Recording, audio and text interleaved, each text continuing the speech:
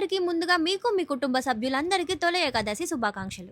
మా అమ్మ అయితే నాకంటే ముందుగా లేచేసి జొన్నలతో పేలాల పిండయితే తయారు చేస్తుంది. అందరింట్లో అమ్మలు ఇలానే ఉంటారులెండి. అది చూడ్డానికే కాదు, తినడానికి కూడా సేమ్ పాప్‌కార్న్ లానే ఉంది. సో, దాన్ని మిక్సీకేసేసి దాంట్లో కొంచెం నెయ్యి ప్లస్ బెల్లం అండ్ ఏలకులు అవన్నీ ఏసి మళ్ళీ మిక్సీలో వేశారనమాట.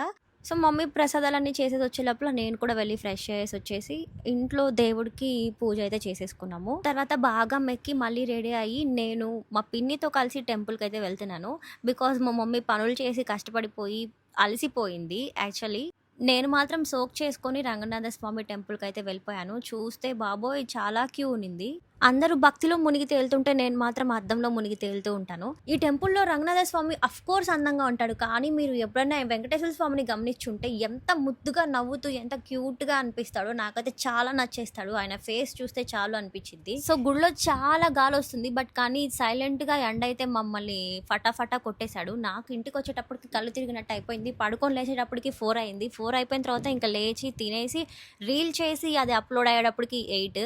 సో, ఇంకేముంది టీవీ పెట్టుకొని ఇంకలా పడుకుండిపోయాను. నా తొలి ఏకాదశి అయితే ఇలా గడిచింది. మీ ఎక్స్‌పీరియన్స్ ఎలా ఉన్నింది? మీరెలా పండగ జరుపుకున్నారు అనేది కామెంట్ చేయండి.